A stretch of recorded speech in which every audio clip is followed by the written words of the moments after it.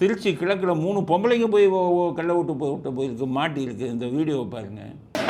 அம்மா சொல்லுங்கம்மா, கள்ள ஓட்டு போடுறதுக்கு தானே பண்ணீங்க?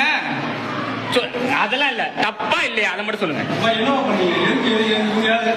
அப்போ இந்த கள்ள ஓட்டுக்கு என்ன தான் முடிவு? நான் 1967 பார்க்குறேன். கருணாநிதி ஆரம்பித்து வச்சார், பிள்ளையார் சொல்லி.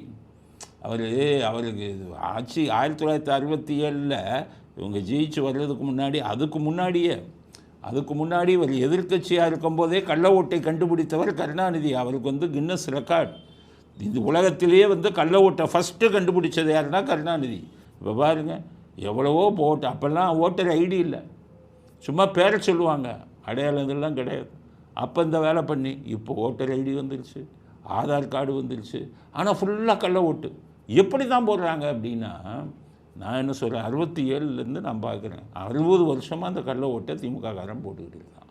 அப்போ அரசாங்கம் என்ன பண்ணணும்? கள்ள ஓட்டை தடுப்பதற்கு என்ன வழின்னு யோசிக்கிறானா?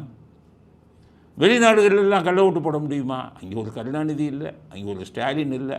அமெரிக்காவில் கருணாநிதியும் ஸ்டாலினும் போய் விட்டுட்டு வாங்க. இப்போ ஸ்டாலினையும் உதயநிதியும் அமெரிக்காவில் போய் விடுங்க, குட்டி சோறாக்கிடுவான். கலைஞையும் கள்ள ஓட்டு இந்த குடிசை பொருள்லாம் பார்த்து அமெரிக்காவில் வரிசையாக குடிசையெல்லாம் போட்டு விட்டுருவான். ஆனால் இவ்வளவு வருஷமாக 60 வருஷமாக நடந்துக்கிட்டு இருக்கையா அந்த கள்ள ஓட்டு வெளிநாட்டில் இல்லை? நீ ஏன் இது பண்ணன்னா, வெளிநாடுகள்லாம் கைரேகை வச்சிடறான். கைரேகை வச்சுட்டா நீங்கள் ஒரு ஆள் ஒரு ஓட்டுக்கு மேலே போட முடியாது, பயோமெட்ரிக் சிஸ்டம் அப்படின்னு எல்லா நாட்டிலையும்.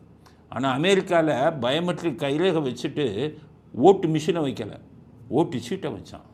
அவன் எவ்வளோ முன்னேறினவன் விஞ்ஞானத்தில். அவன் ஏன் ஓட்டு சீட்டை வச்சான்? ஓட்டு மிஷின் என்றைக்கும் ஆபத்து. அதே மாதிரி கைரேகை வச்சுட்டா ஒருத்தன் ஒரு முழு ஓட்டுக்கு மேலே போட முடியாதுன்னு வச்சான். இப்போ நம்ம ஆளுங்க இங்கே மத்திய அரசாங்கமும் சரி மாநில அரசாங்கமும் சரி ஆதாரில் நம்ம கருவிழியை ஃபோட்டோ போட்டுருக்குறாங்க, நம்ம கை ரேகை எடுத்தாங்க. ஆனால் ஓட்டர் ஐடியில் கருவிழியை எடுத்தாங்களா? இல்லை கை ரேகை எடுத்தாங்களா? அப்போ நம்ம அரசியல்வாதிகளே மத்திய அரசில் இருக்கிறவனும் மாநில அரசில் இருக்கிறவனும் கள்ள ஓட்டு இருக்கட்டும்னு வச்சுருக்கான். எல்லாம் கைரேகை எடுத்துட்டா ஒரு ஓட்டுக்கு மேலே போட முடியாது. எல்லாருக்குமே நேர்மையான தேர்தலை நடத்த வேண்டும் என்ற எண்ணம் எந்த அரசியல்வாதிக்கும் மத்திய அரசிலும் மாநில அரசிலும் இல்லவே இல்லை. எவனாச்சும் ஒரு நேர்மையான அரசியல்வாதி இந்தியா பூரா அந்த ஆதார் கார்டில் எடுத்த மாதிரி கைரேகையை எடு, கருவிழியை எடு அப்படின்னு சொன்னால் தான் உங்களுக்கு இந்த கள்ள ஓட்டை தடுக்க முடியும். அதுவரை திமுகவுக்கு கொண்டாட்டம் தான்.